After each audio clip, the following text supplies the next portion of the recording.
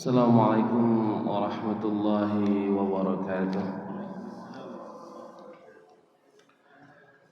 Alhamdulillah, alhamdulillahilladzi khalaqal insana wa 'allamahul bayan. Asyhadu an la ilaha illallah wahdahu la syarika lah wa asyhadu anna Muhammadan 'abduhu wa rasuluh.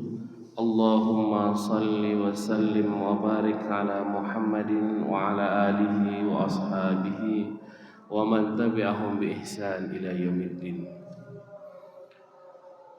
Amma ba'du. Faqala Allah ta'ala fi kitabihil karim, na'udzu billahi minasy syaithanir rajim. Bismillahirrahmanirrahim.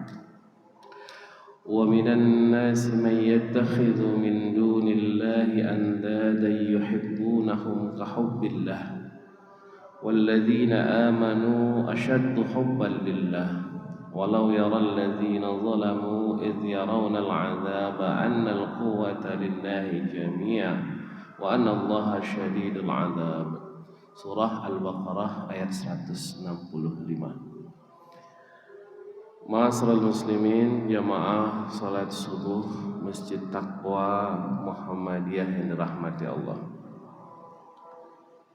Alhamdulillah, pada subuh hari ini insyaallah kita perdana di sana.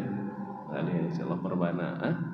Oh, ini kalau di gerakan subuh Masjid Muhammadiyah yang kedua. Yang kedua, yang Masjid Taqwa Muhammadiyah ini yang pertama, Masya Allah. Jadi ini perkara yang luar biasa.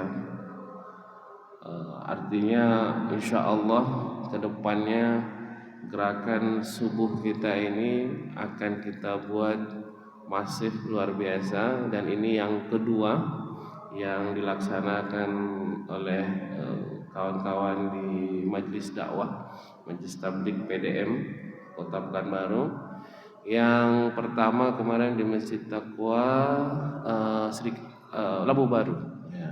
Yang kedua insyaallah di sini Masjid Taqwa Pasar Pusat. Dan mudah-mudahan insyaallah di semua masjid di Kota Pekanbaru ini kita akan gerakkan gerakan subuh berjamaah. Karena Bapak Ibu dirahmati Allah, kita sudah tahu bahwa ciri khas daripada gerakan Islam itu adalah gerakan salat di masjid. Itu karakter daripada gerakan Islam yang diajarkan oleh Rasulullah SAW. Ketika Rasulullah SAW hijrah dari Mekah ke Madinah, maka kita yang lihat yang pertama kali yang dibangun oleh Rasulullah adalah membangun jiwa serta karakter seorang muslim. Maka yang dibangun pertama itu bukan pasar, bukan mall, bukan kantor pelayanan, tapi yang dibangun adalah masjid. Maka di dalam sejarah kita baca ada yang namanya Masjid Quba. Inna awwala baiti wudi'a lin-nasi la masjidun ussisa 'ala taqwa min awwal yaumin ahaqqu an taquma fihi rijalun yuhibbuna ayyatatahharu wallahu yuhibbul mutatahhirin. Jadi dalam Al-Qur'an Allah menyebutkan la masjidun ussisa 'ala taqwa. Maka kenapa masjid kita ini namanya Masjid Taqwa gitu kan? Bukan masjid yang lain. Ternyata itu ada filosofisnya. Filosofisnya bahwa setiap masjid mesti landasannya adalah ketakwaan. Kan lain. Enggak ada yang lain. Enggak boleh landasannya itu karena pamor. Karena banyak sekarang masjid landasannya itu pamor. Supaya nampak gagah ya kan? Nampak cantik, nampak luar biasa. Nampak depan itu mewah dan lain sebagainya. Enggak. Mesti landasannya adalah ketakwaan. Saya kemarin dikritik, ada salah satu ikhwah itu mengkritik, saya tengok ada masjid itu landasannya adalah keluarga. Nah, ini problem ini. Jadi ada masjid landasannya keluarga. Ini karena ini apa namanya? Ada, saya tidak katakanlah nama masjidnya apa gitu kan. Tapi menyebutkan bahwa ini adalah masjid keluarga. Oh, ini problem ini. Karena kalau umpamanya kita katakan ini masjid keluarga, nanti yang pembinanya adalah atuknya gitu kan. Kemudian yang pengurus yayasannya adalah bapaknya, nanti pengurus di bawah itu anak-anaknya semua gitu kan. Ini problem. Karena masjid itu landasannya adalah ketakwaan. Dan mesti statusnya adalah wakaf. Ketika masjid itu tidak statusnya wakaf, masih milik keluarga, masih milik perseorangan, masih milik kelompok, masih milik beberapa individu, maka dia tidak akan menemukan nilai dan jati dirinya. Itu Allah ingatkan di dalam Al-Quran. La masjidun ussisa 'alat taqwa. Mestinya masjid itu dasarnya adalah ketakwaan. Bukan ingin dilihat gagah oleh orang lain, cantik, nampak, luar biasa. Nggak ada gunanya kalau tidak ada nilai ketakwaan. Maka Allah ingatkan itu betul dalam Al-Quran. La masjidun ussisa 'ala taqwa min awwali yaumin ahaqqu an taquma fi. Pada hari pertama kamu berdiam di situ. Ini di antara asbabun nuzul ayat ini adalah ketika Rasulullah sallallahu alaihi wasallam hijrah pertama kali dari Mekah ke Madinah. Kemana Rasulullah pertama kali turun di Madinah? Nama tempatnya adalah Quba. Namanya adalah Quba. Ada Quba namanya. Jadi Quba itu kalau nanti insya Allah kita bisa sama-sama ke Madinah ya kan, sekalian ziarah nanti. Kita lihat Quba itu adalah di pintu gerbang Madinah itu betul. Masuk kita Madinah, nampak tuh ada namanya kota Quba itu. Jadi kalau ibarat sekarang kita asumsikan di Makkah, antara Makkah dan Madinah. Kalau Makkah itu kan kalau kita lihat di peta itu kan di sebelah selatan jatuhnya ya, sebelah selatan daripada Madinah. Maka ketika Rasulullah masuk dari Madinah itu, jadi kalau di dalam Sirah Nabawiyah, jadi kalau saya ngaji sirah biasanya di Masjid Al-Ihsan di rumah itu ketika kita hijrah, ketika Rasulullah hijrah dari Mekah ke Madinah itu, Rasulullah kan bergerak dari selatan ke utara. Jadi Madinah itu kira-kira di sebelah utara lah kalau kita lihat di peta itu. Jadi sebelah utara naik terus ke atas itu Madinah. Nanti terus ke atas lagi itu namanya Syam. Nah, Syam ini kalau dulu namanya Syam, kalau sekarang namanya Palestina, Syria. Jadi Syam itu kalau kita bahas di dalam di dalam sejarah Sirah Nabawiyah itu, Syam itu ada 4 negara. Kalau sekarang itu ada yang namanya Palestina sekarang, kemudian ya termasuklah Israel yang kita katakan ya. Dulu namanya Palestina ya, Palestina. Jadi Israel itu baru muncul kemudian. Ada Palestina, kemudian ada Syria, ada Jordan, ya kan? Ada Syria, ada Jordan, ada Palestina. Itu yang disebut dengan Syam. Itu disebut Syam. Jadi di zaman Rasulullah orang itu berangkat dari Mekah. Maka di dalam surah Al-Quraisy itu kan, li'ila fi Quraisy ila fihim rihlatash shita'i was saif. Itu bercerita tentang perjalanan perdagangan ketika zaman Rasulullah dari Makkah ke Syam. Ya kan? Jadi ada perjalanan itu perdagangannya dari Mekah ke Syam. Dan biasanya mereka akan melewati kota Madinah. Mereka akan melewati kota Madinah. Maka ketika masuk kota Madinah yang pertama kali jumpa adalah Quba namanya. Dan di Quba lah Rasulullah membangun sebuah masjid yang pertama. Masjid pertama dibangun Rasulullah adalah Quba. La masjidun ussisa 'ala taqwa min awwali yaumin an taquma fi. Jadi pertama kali Rasulullah datang ke Madinah, Rasulullah langsung membangun masjid. Ya. Ahaqqu an taquma fihi rijalun yuhibbuna ayatatahharu wallahu yuhibbul mutatahhirin. Dan di dalam masjid itu ada orang, ya, kata Rasulullah, yang sangat suka gemar sekali dengan kebersihan, dan Allah Maha mencintai orang kebersihan. Jadi di dalam tafsir Bapak Ibu yang dirahmati Allah, jadi tentang Masjid Quba ini di antara rahasia juga. Nanti di antara rahasia juga bahwa sesungguhnya kenapa ini pertanyaan kita ya. Kenapa ketika Rasulullah hijrah dari Mekah ke Madinah, Rasulullah diperintahkan oleh Allah untuk membangun masjid di Kuba.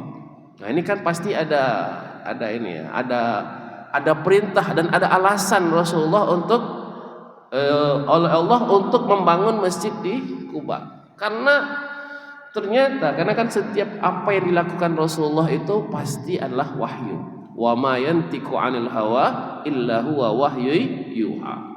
Jadi apapun yang dilakukan oleh Rasulullah, mulai dari kecil Rasulullah sampai meninggal Rasulullah, itu adalah wahyu. Itu sudah by design oleh Allah. Jadi itu sudah Allah skenario kan semuanya itu. Jadi salah satunya setelah Rasulullah hijrah pertama kali Rasulullah buat masjidnya namanya Masjid Quba. Jadi di dalam tafsir disebutkan, kenapa kok Allah memilih Quba sebagai masjid pertama, bukan kota Madinah? Karena dari Quba itu ke kota Madinah itu kalau sekarang mungkin sekitar 1 jam lah ya.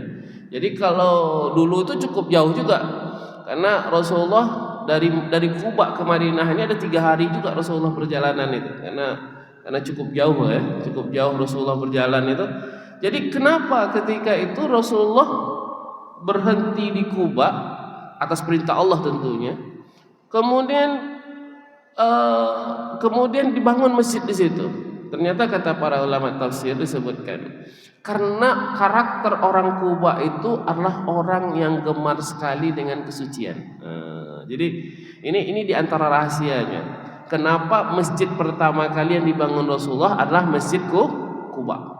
Karena di ayat tadi fihi rijalun yuhibbu ayatatahharu. Jadi di dalam Quba ini ada orang yang gemar sekali dengan kebersihan.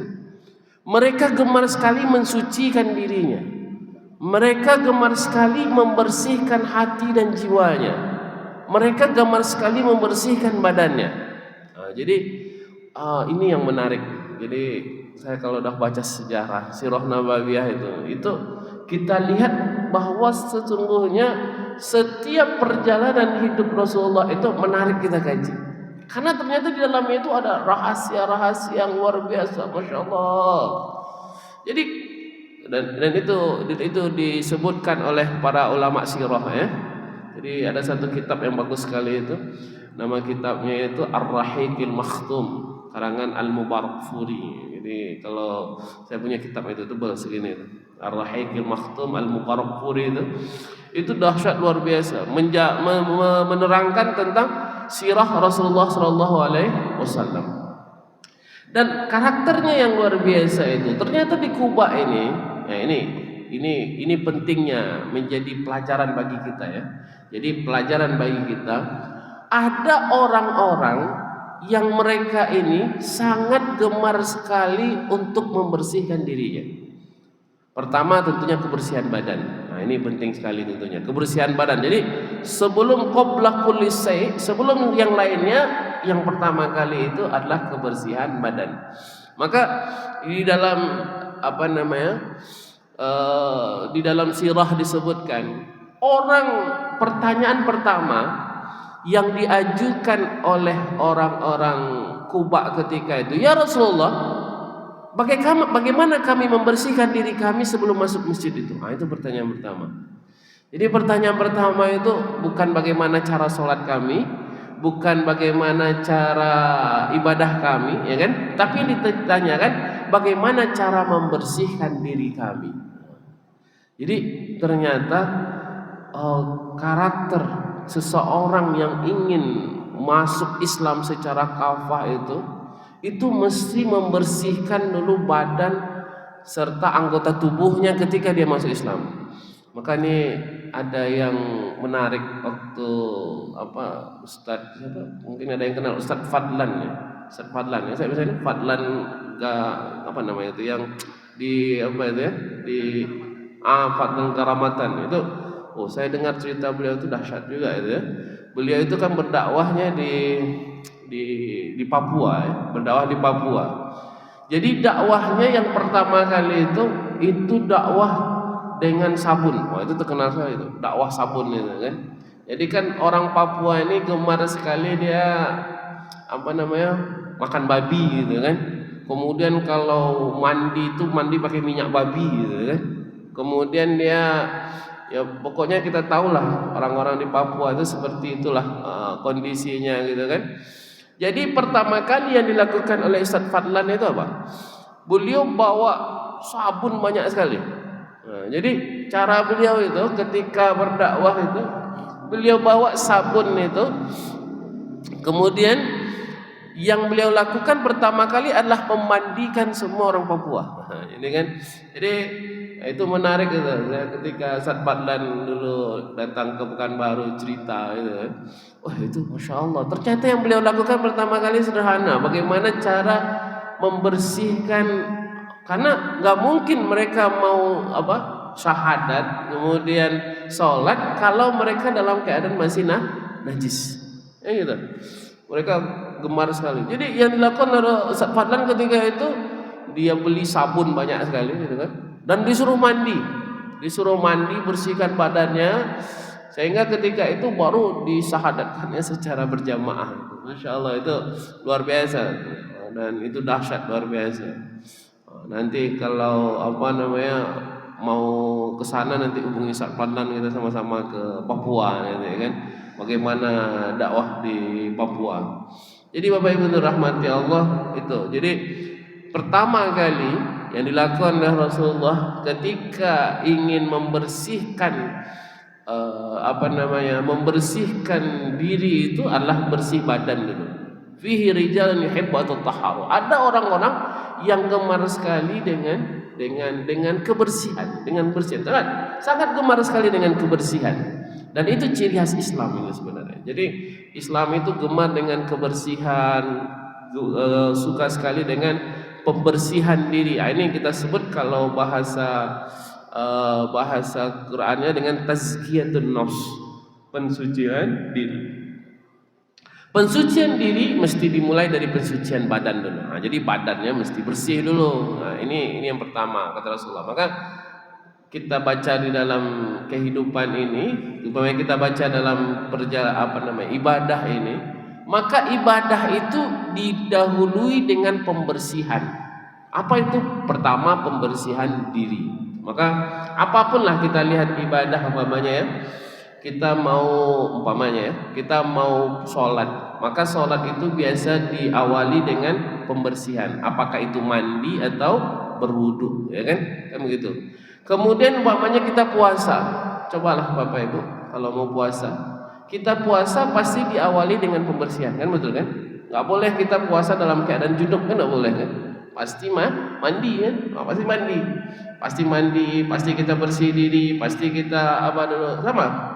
Begitu juga dengan ibadah lain, apalagi seperti kita mau haji. Kemarin kawan-kawan yang mau haji. Yang mau haji itu pasti dia pembersihan diri dulu. Ya kan, makanya kalau kita mau haji biasanya sebelum itu kita ihram kan. Maka sebelum ihram itu mandi dulu, berwudu dulu kan. Biasanya kalau kita dari Makkah nanti di Bir Ali kita mandinya pakaian ihram, berwudu, cuci-cucikan diri, dan setelah kita berihram maka ada larangan-larangan yang harus dijaga. Itu diantaranya. Jadi Bapak Ibu rahmati Allah, ini yang pertama. Jadi pembersihan diri. Yang kedua kata Rasulullah SAW adalah bagaimana kita bisa membersihkan jiwa. Ini yang menjadi pembahasan kita. Ayat yang kita bacakan tadi. Pembersihan jiwa ini kata Allah dalam surah Al-Baqarah ayat 165 itu, wa minan nas, di antara manusia, may yattakhidhu min dunillahi andada yuhibbunahum kahubbillah. Di antara manusia itu ada yang mengambil selain daripada Allah sebagai sekutu, ya. Dan mereka mencintai Allah dan mereka mencintai sekutu tersebut selain daripada mencintai Allah. Nah, ini yang menjadi pembahasan kita, bahwa di antara golongan manusia tadi itu ada yang belum membersihkan jiwanya. Tadi bersih badan, sekarang bersih jiwa. Bersih jiwa ini ada di antara golongan manusia itu tidak bersih jiwanya hanya untuk Allah Subhanahu wa taala. Mereka ini mencintai Allah tapi juga masih mencintai yang lain. Nah, ini masalah. Jadi Allah ingatkan ini. Ketika mencintai Allah, maka murnilah dalam mencintai Allah. Jangan pernah mencintai yang lain. Karena akan berefek luar biasa kepada karakter pembentukan jiwa seseorang. Karena orang yang tidak bersih jiwanya untuk Allah, maka dia akan diliputi oleh keraguan. Ini intinya. Jadi Bapak Ibu yang dirahmati Allah, ini pentingnya kita senantiasa mengaji. Jadi kenapa kita perlu banyak mengaji? Nah, ini kita kan sekarang ini kalau kita lihat problem daripada masyarakat kita ini karena kita kan kurang mengaji. Jadi kita ini lebih banyak mengadakan perkara seremonial. Seremonial itu apa? Seperti umpamanya sholat, puasa, haji, itu ibadah seremonial namanya. Apa? Ibadah yang kita lakukan secara rutin, seremoni. Tetapi kita masih jarang membahas tentang hakikat serta isi daripada ibadah itu. Maka kalau kita lihat di dalam Sirah Nabawiyah, 10 tahun Rasulullah berada di Makkah itu, yang dilakukan Rasulullah hanya membahas tentang tauhid, tidak ada lagi yang lain. Nah, coba lah Bapak Ibu kita baca ya di dalam Sirah Nabawiyah. 10 tahun di Makkah itu tauhid aja. Enggak ada di situ perintah sholat, enggak ada perintah zakat juga belum keluar, perintah puasa juga belum, ya kan? Perintah haji apalagi dan lain sebagainya. Enggak ada perintah tuh. Semuanya masalah tauhid. Intinya apa? Intinya memang harus memperdalam tentang pembersihan diri serta tauhid ini tadi. Karena Allah, intinya bahwa Allah itu inginkan manusia itu dia betul-betul beribadah hanya untuk Allah. Nah, ini yang kita sebut dengan tauhid tadi. Yuhibbunahum kahubbillah. Ketika kita masih mencintai selain daripada Allah, maka itu belum lagi membersihkan diri tadi. Belum lagi membersihkan diri. Maka Allah katakan, walladzina amanu asyaddu hubban lillah. Tapi orang yang beriman, kata Allah, mereka sangat mencintai Allah. Walau yaral ladzina zalamu idh yarawna al'adzaba anna al-quwwata lillahi jami'an wa anna Allaha shadidul 'adzab. Kalaulah seandainya orang-orang yang zalim itu melihat azab, kata Allah, bahwa sesungguhnya kekuatan itu adalah di sisi Allah semuanya dan Allah Maha pedih azabnya. Jadi Bapak Ibu rahmati Allah, kalau kita lihat ternyata fenomena ini bahwa sesungguhnya Allah itu ingin dicintai sesungguhnya secara totalitas. Nah, ini. Jadi Allah itu ingin agar manusia itu mencintai Allah secara totalitas. Maka saya menarik, kemarin saya baru, memang seperti dulu pernah saya lihat ada film nanti boleh-boleh sekali-sekali kita putar juga tuh, film bagus itu, film Hamka. Jadi saya menarik, sangat suka sekali saya dengan film Hamka itu, karena Hamka itu Buya Hamka ya, dan beliau adalah tokoh Muhammadiyah yang luar biasa.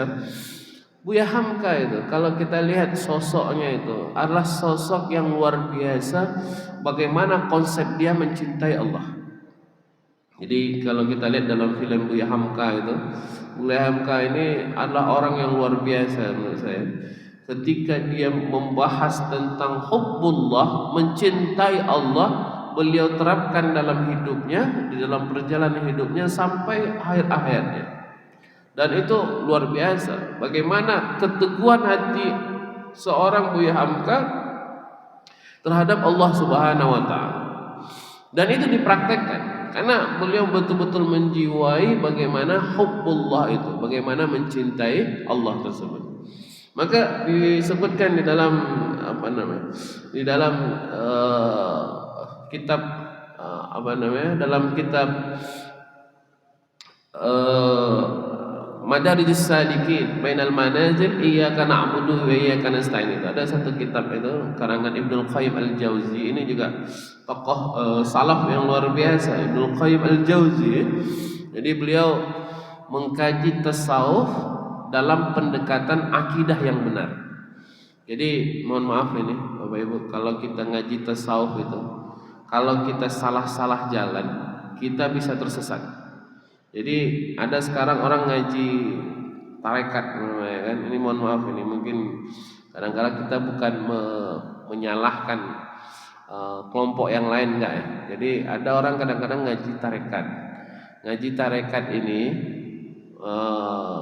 kita tidak menyalahkan ya. Artinya kita ingin membenarkan serta ingin meluruskan kedudukan Islam yang sesungguhnya.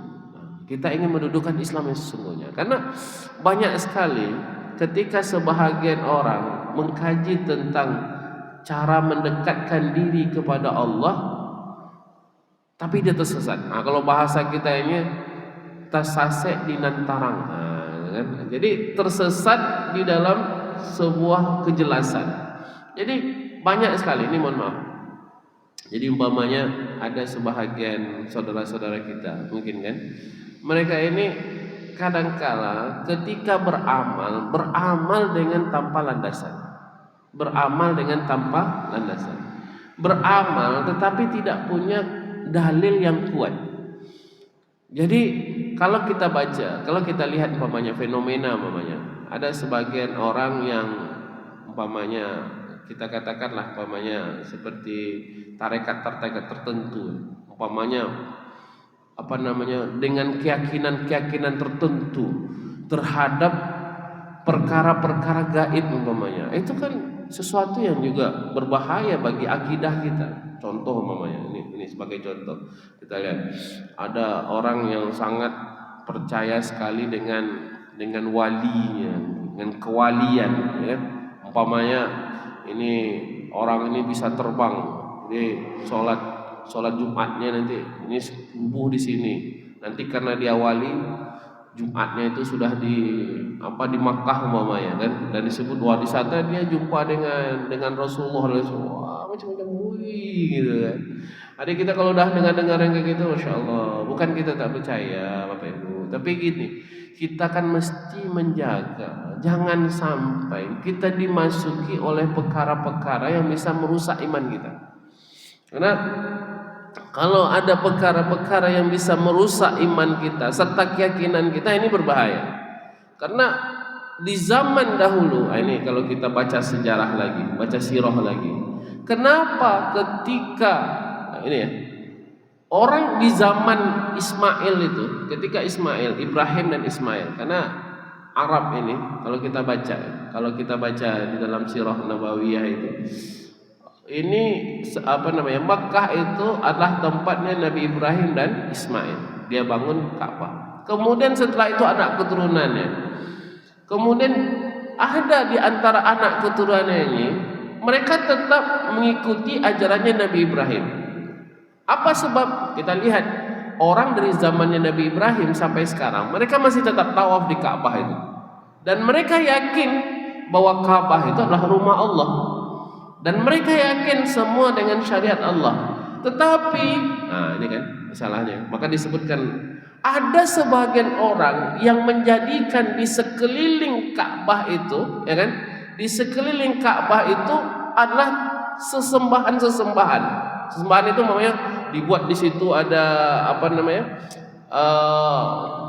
ada patung, maka nih ada Lata, ada Uzza kan kita lihat di dalam sirahnya, ada Lata, ini Ka'bah, kemudian di sini ada Lata, ada Uzza, ada Manat, ada Hubal dan lain sebagainya, ya kan? Ini yang disembah karena keyakinan ketika itu, mereka menganggap bahwa di samping menyembah Allah mesti menyembah yang lain-lainnya. Jadi bukan mereka itu menyekutukan Allah secara totalitas, tidak. Bukan berarti mereka meninggalkan Allah, tidak. Tetapi mereka membuat sekutu selain daripada Allah. Maka di situ ada ada Lata, ada Uzza. Mereka sembah itu semua berhala-berhala itu. Jadi inilah akibat ketika mereka menyembah Allah dan menyekutukan Allah, maka rusaklah masyarakatnya itu. Maka kita mesti hati-hati dari sekarang, jangan sampai ketika kita menyembah Allah, kita juga menyembah selain daripada Allah. Ya, ini sebenarnya sederhana kan. Umpamanya kita yakin dengan, mohon maaf lah, umpamanya orang sekarang yakin dengan kuburan, yakin dengan wali-wali, keramatnya kiai dan lain sebagainya. Ini yang maka di dalam kajian kita bid'ah, khurafat, tahayul itu kita basmi semuanya. Apa sebab? Karena itulah sebenarnya akan merusak akidah dan keimanan kita. Jadi Bapak Ibu rahmati Allah, ini yang pertama. Jadi yang pertama itu adalah totalitas mencintai Allah. Kemudian pertanyaan kita, bagaimana caranya kita bisa mencintai Allah? Maka yang pertama kata Imam Ibnul Qayyim, agar kita bisa mencintai Allah dengan total, kata Allah, pertama itu adalah al-mahabbah al-mailud daim biqalbil haim. Kapan kita bisa mencintai Allah dengan total? Nah, ini kan pertanyaan kita. Ustaz, saya ini ingin mencintai Allah, Ustaz. Tapi pertanyaannya, bagaimana caranya supaya saya bisa mencintai Allah? Kan itu pertanyaan kita. Ustaz, saya pengen agar saya ini jadi orang baik, Ustaz, ya kan? Pengen agar jadi orang yang mulia, Ustaz. Tapi bagaimana caranya, Ustaz? Maka diajarkan oleh para ulama kita agar kita bisa mencintai Allah. Pertama kata Imam Ibnul Qayyim itu al-mailud daim biqalbil haim. Pertama adalah punya kecenderungan yang terus-menerus dengan hati yang senantiasa membara. Nah, ini. Jadi saya baca dalam beberapa riwayat gitu. Kenapa kita ini senantiasa diperintahkan untuk bisa sholat berjamaah di masjid setiap waktu. Jadi ada satu riwayat, mungkin Bapak Ibu saya sebutkan bahwa di antara orang yang akan mendapat pahala yang besar itu adalah orang yang senantiasa bisa sholat di masjid 5 waktu. Jadi man shalla salatal maktubah fil masjid, orang yang sholat wajib itu senantiasa di masjid, kata Rasulullah, kana ka ajri hajin tamah, sama dia seperti orang yang pergi haji secara sempurna. Jadi coba saya bahas, kira-kira kenapa lah orang yang senantiasa sholat di masjid 5 waktu itu pahalanya sama dengan orang yang pahala orang pergi haji secara sempurna. Jadi orang yang sholat waktu 5 waktu dia ke masjid, ya dia usahakan ya. Dia senantiasa 5 waktunya itu dijaga dia di masjid. Itu sama pahalanya seperti orang yang pahala pergi haji secara sempurna. Masya Allah. Itu dalam riwayat Ibnu Hibban disebutkan. Jadi kita lihat ternyata kenapa Allah begitu besarnya pahala orang yang mampu datang ke masjid 5 waktu. Ternyata rahasianya sederhana. Apa sebab? Karena orang yang senantiasa 5 waktu ingin terpaut dengan Allah, apalagi dilakukan secara berjamaah di masjid, maka hatinya akan senantiasa bersama dengan Allah. Maka disebut al-mailud daim. Dia pertama ciri khasnya orang yang mencintai Allah itu punya kecenderungan yang terus-menerus kepada Allah. Jadi tidak ada putusnya. Jadi dia itu setiap hari itu pertama dia menjaga hubungannya itu nggak pernah putus dengan Allah. Dengan sholat 5 waktunya itu di masjid, subuh, zuhur, asar, maghrib, isya, dia jaga ini semua yang 5 ini. Ya, dengan sholat berjamaah di masjid, maka ini akan dahsyat ini cintanya kepada Allah luar biasa. Biqalbil haim, dengan hati yang membara. Jadi kalau sudah cerita dengan hati yang membara ini, maka ada orang yang diriwayatkan di situ. Jadi ada orang yang setiap hari hatinya senantiasa bersemangat untuk senantiasa bersama dengan Allah, punya semangat tuh setiap hari itu. Oh, yang mana nih? Apa yang saya bisa lakukan hari ini? Apa yang bisa saya buat hari ini? Ini kan ini luar biasa. Jadi Bapak Ibu dirahmati Allah, orang yang senantiasa bisa menjaga harinya, menjaga waktunya bersama dengan Allah dengan perasaan membara itu, maka dia akan senantiasa bisa punya semangat luar biasa dan akan mampu mencintai Allah dengan sesungguhnya. Itu yang pertama.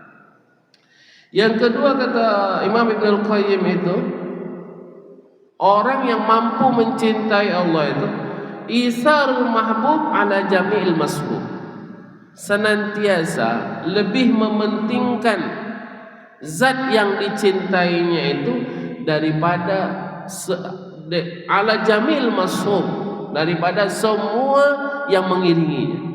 Jadi pertama tadi, orang yang senantiasa menjaga hubungannya dengan Allah. Nah, ini akan menjadi orang yang mencintai Allah dengan sesungguhnya tadi. Yang kedua, lebih mementingkan Allah. Jadi apapun yang dilakukannya, dia lebih pentingkan Allah di dalam aktivitasnya. Nah, jadi inilah mungkin ya, kadang-kala kita kalau di dalam kehidupan ini, ketika kita lebih mementingkan Allah dibandingkan yang lain, maka kita akan mampu dekat dengan Allah. Jadi makanya syukur kita buat sholat subuh berjamaah ini, kemudian kita mengaji setelah subuh ini kan. Walaupun ini memang berat, tantangannya berat, ngantuk luar biasa, ini karena kelelahan, capek luar biasa. Tapi kita sudah mementingkan Allah aja di sini. Pokoknya udahlah ya Allah, saya lebih pentingkan Allah di sini. Karena ini pertama niat kita memang ibadah. Jadi kita niatkan memang ibadah karena Allah di sini kan. Karena memang kita duduk di masjid ini, orang yang kata Rasulullah, orang yang sholat subuh di masjid, kemudian dia duduk di masjid sampai datang waktu syuruk, kemudian dia sholat syuruk 2 rakaat.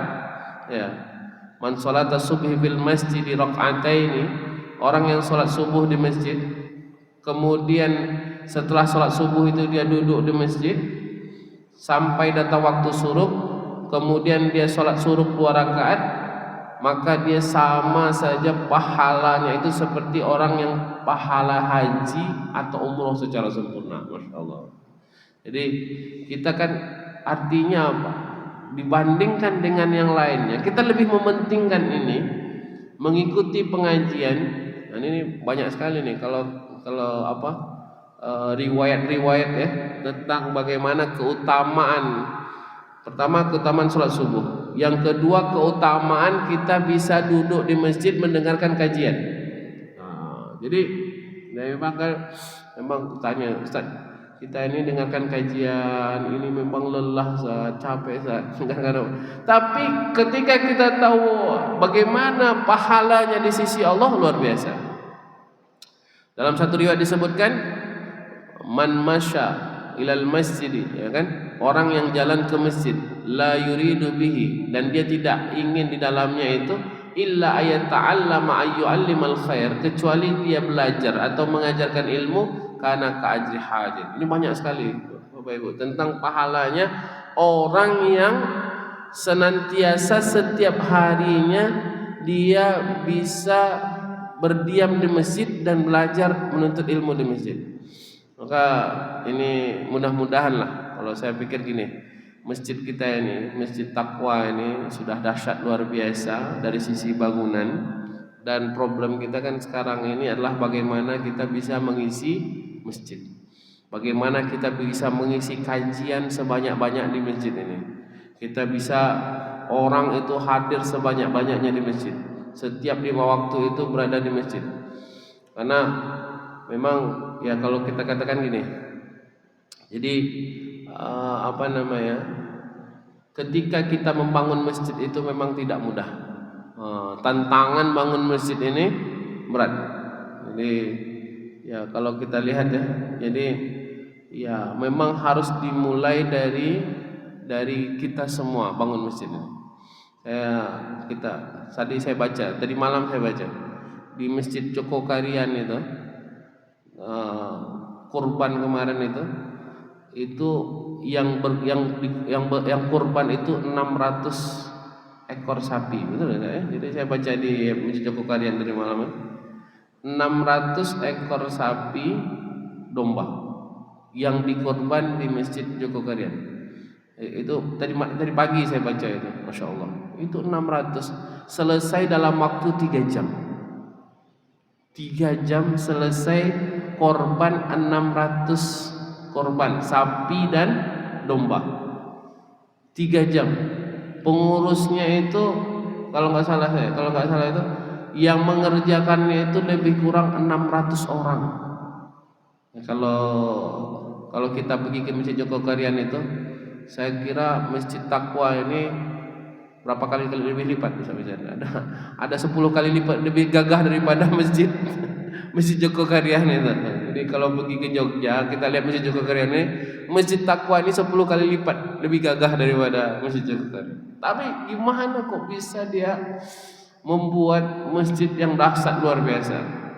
Dan kalau kita lihat karakternya Masjid Jokokarian itu lebih kurang seperti Masjid Taqwa ini. Dia berada di tengah permukiman masyarakat, orang ramai di situ. Dulu katanya, saya juga Ustaz Jaswir itu kebetulan ketuanya dengan Ustaz Jaswir. Saya tanya sama Ustaz Jaswir itu, dulu katanya masjid itu juga termasuk masjid yang ditinggal orang. Orang termasuk yang tak suka di masjid itu. Tapi sekarang itu dahsyat ramainya luar biasa. Sholat 5 waktu itu. Saya kebetulan berapa tahun yang lalu saya nginap di sana di Masjid Jokokarian itu. Kebetulan di sebelahnya itu ada hotel. Hotel punya masjid. Jadi ada penginapan punya masjid, saya tinggal di lantai atas itu. Kebetulan waktu itu karena kelelahan. Jadi karena kelelahan saya tidur di penginapan itu. Jadi pas terdengar azan subuh baru saya turun. Jadi ketika azan subuh baru saya turun ke bawah mau ke masjid. Ternyata subuhnya di Masjid Jokokarian itu, karena saya turunnya itu setelah azan, itu gak dapat lagi soft di dalam, softnya di luar itu. Soft di luar sholat subuh, dan itu bukan subuh Jumat, bukan subuh subuh hari biasa. Saya pikir Masya Allah, dahsyat sekali, luar biasa sekali. Dan itu setiap hari yang datang ke masjid itu ramai, itu mobil, dan lain sebagainya. Dan pengajiannya 5 kali sehari semalam. Jadi setiap sholat itu ada pengajian, setiap sholat ada pengajian, setiap sholat ada pengajian. Jadi saya mikir Masya Allah, ini kalau orang yang sudah betul-betul dia sudah kecenderungannya itu kepada Allah itu luar biasa, dan dia itu sudah lebih mementingkan Allah dibandingkan dengan yang lainnya itu, selesai semua itu. Itulah. Jadi 600 ekor 3 jam selesai, dan pengurusnya banyak, itu tukang potong apa semuanya profesional, dan itu yang kita sebut dengan profesional di dalam mengelola masjid. Masya Allah, luar biasa. Mudah-mudahanlah insya Allah ketika kita sudah paham tentang kaedah-kaedah itu, pastilah kita bisa menyelesaikan itu semua. Kemudian yang ketiga kata Imam Ibnul Qayyim, agar kita mampu mencintai Allah itu adalah khaufut tarkil hurmah ma'a iqamatil khidmah, yaitu takut ketika meninggalkan memuliakan.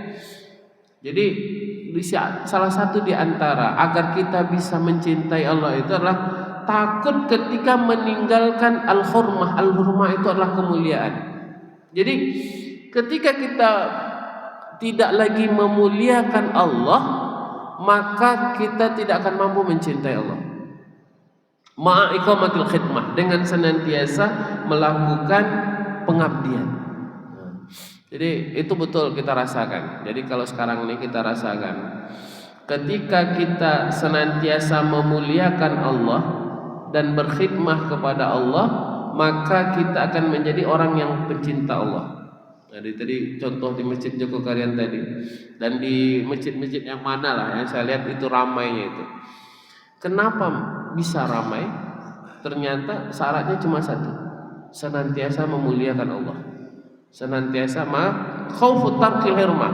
Jadi takut kalau seandainya mereka itu meninggalkan memuliakan Allah, tidak memuliakan Allah. Dengan apa? Memuliakan jamaah yang datang, memuliakan tamu-tamu Allah, memuliakan. Maka ada satu sering saya sampaikan begini. Kenapa Rasulullah itu diutus di kota Mekah? Kenapa enggak di tempat kita ini gitu ya? Kenapa enggak di pasar pusat aja ya Ustaz Rafi ya? Jadi diutus Rasulullah di pasar pusat gitu. Kenapa enggak di pasar pusat? Kenapa kok di Mekah itu? Pertanyaannya kan gitu.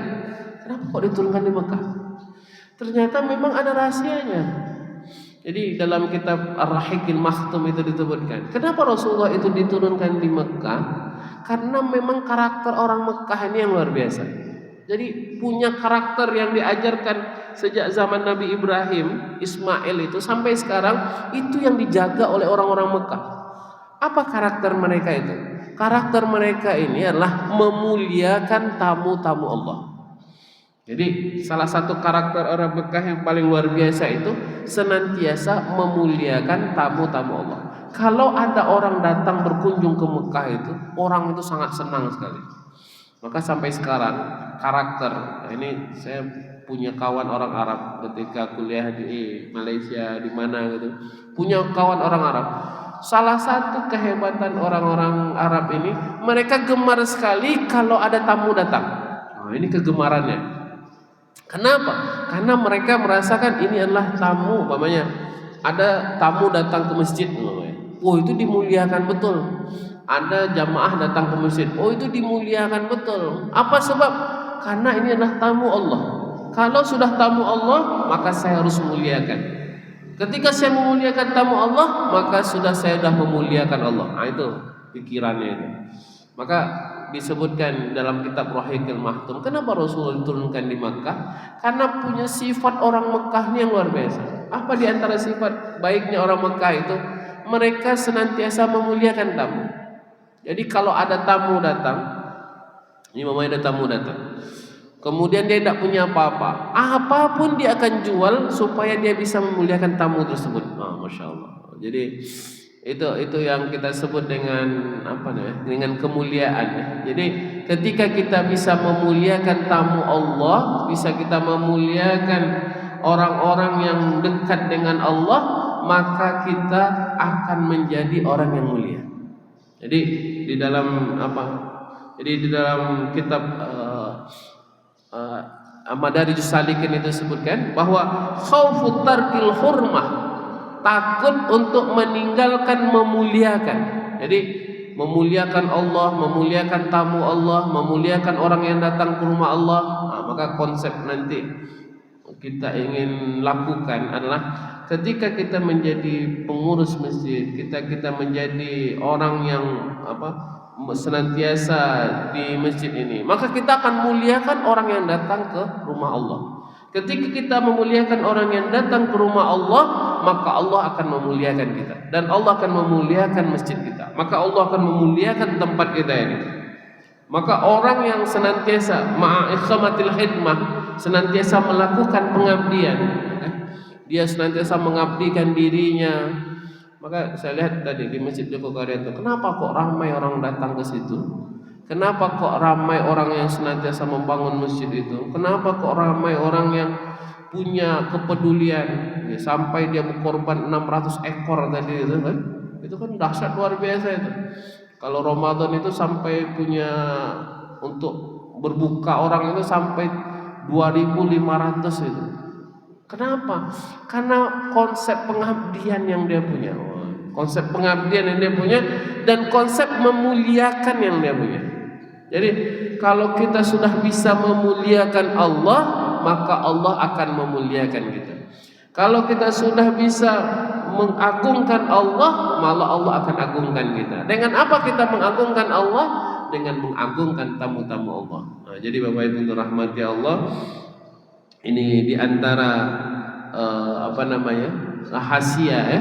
Dan yang terakhir itu kata Imam Ibnul Qayyim adalah kita bisa mencintai Allah dengan sungguh-sungguh, itu adalah istiqlalul katsir min nafsik wastiktharul qalil min habibatik.